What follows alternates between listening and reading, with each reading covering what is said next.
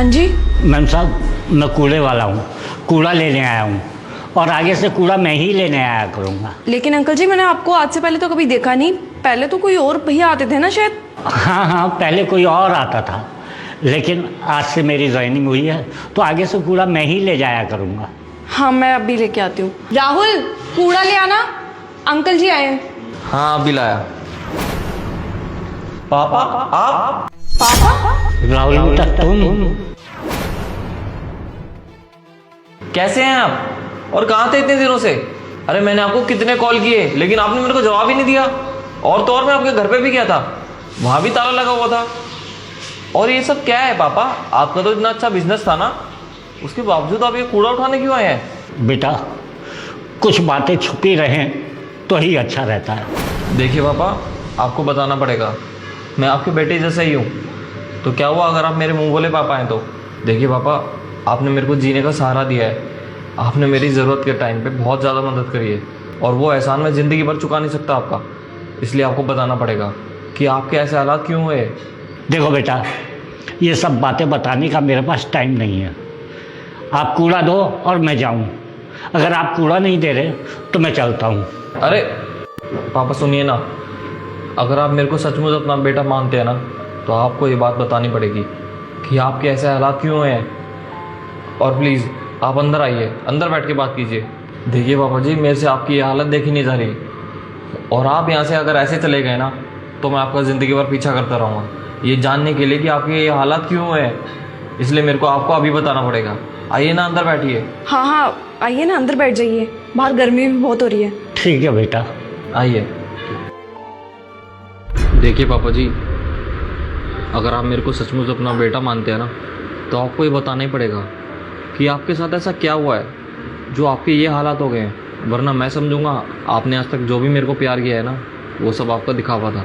नहीं नहीं बेटा, अगर तू जानना ही चाहता है तो सुन बेटा, जो हमारी फैक्ट्री थी वो मेरे बेटे ने ज़बरदस्ती अपने नाम करा ली, और जिस घर में हम रहा करते थे उस घर को भी अपने नाम करा लिया, और मुझे धक्के देकर घर से बाहर निकाल दिया, और वो सब कुछ बेचकर विदेश चला गया और मुझे छोड़ गया यहाँ दर बदर की ठोकरें खाने के लिए।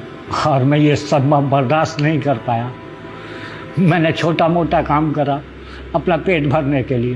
तू मानेगा नहीं बेटा, मैंने तो लोगों के टॉयलेट तक साफ किए हैं। अब मुझे ये कूड़ा उठाने की नौकरी मिल गई है, अपना जीवन इसी में बिता दूंगा। पापा, आपके साथ इतना सब कुछ हो गया और आपने मुझे बताना भी ज़रूरी नहीं समझा? नहीं बेटा, ऐसी बात नहीं है, तू तो मेरा बेटा है। ये आपने बहुत गलत किया है पापा। ये सब आपने कम से कम मुझे बताना तो चाहिए था। अरे मैं आपकी मदद करता। आप इतने टाइम से इतने परेशान हो और मुझे पता तक नहीं है। मुझे तो भनक भी नहीं लगी है कि आप कहाँ पर हो। आप मेरे से इतने टाइम बाद मिले, वो भी इस हालात में। बस पापा, अब बहुत हो गया। अब आप मेरे साथ इसी घर पे रहेंगे। आपको ये सब काम करने की ज़रूरत नहीं है, आप आराम से रहना। नहीं नहीं बेटा, मेरी जो उम्र बची है मैं बस यही कूड़ा उठाकर गुजारना चाहता हूँ। मैं किसी पर बोझ बनना नहीं चाहता। पापा जी, ये बिल्कुल सही कह रहे हैं, आपको अब हमारे साथ ही रहना चाहिए। आप कहाँ पे इस उम्र पे काम करोगे? और पापा जी, मुझे पता नहीं था कि आपने राहुल के लिए इतना सब कुछ किया है। आज राहुल जो भी है ना, सिर्फ और सिर्फ आपकी बदौलत है। अरे लेकिन नहीं नहीं बेटा, तू आगे कुछ नहीं बोलेगा, तुझे मेरी कसम है। मैं नहीं चाहता कि मेरी वजह से तुम दोनों के बीच में कोई दरार पैदा हो। बेटा, मैं तो अपना जीवन यही काम करके बिता लूँगा। बस मुझे इजाज़त दे बेटा, मुझे इजाज़त दे। ठीक है पापा जी, अगर आप यही चाहते हैं तो ठीक है, लेकिन आप मेरा एक काम तो कर सकते हैं ना? हाँ बोल बेटा। वो क्या है ना, एक मेरे पास पार्सल है जो कि मुझे अपने दोस्त के घर पे पहुंचाना है। वो यहीं पास में रहता है। क्या आप वो पार्सल उसके घर पे पहुंचा देंगे? हाँ ठीक है बेटा, मैं पहुंचा दूंगा। ठीक है, मैं अभी लाया। ये लीजिए पापा, आप इसको मेरे दोस्त के घर पे पहुंचा देना। ठीक है बेटा, मैं इसको तुम्हारे दोस्त के पास पहुंचा दूंगा। अच्छा, मैं चलता हूँ।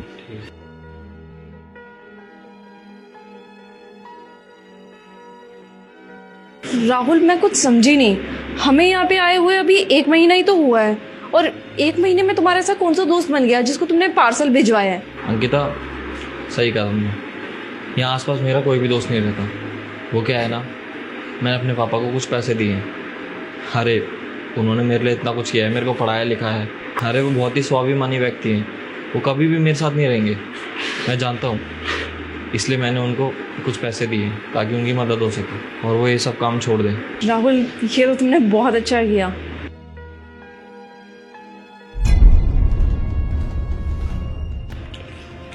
देखूं तो सही, इस पर एड्रेस कहाँ का लिखा है, कहाँ देना है ये पार्सल?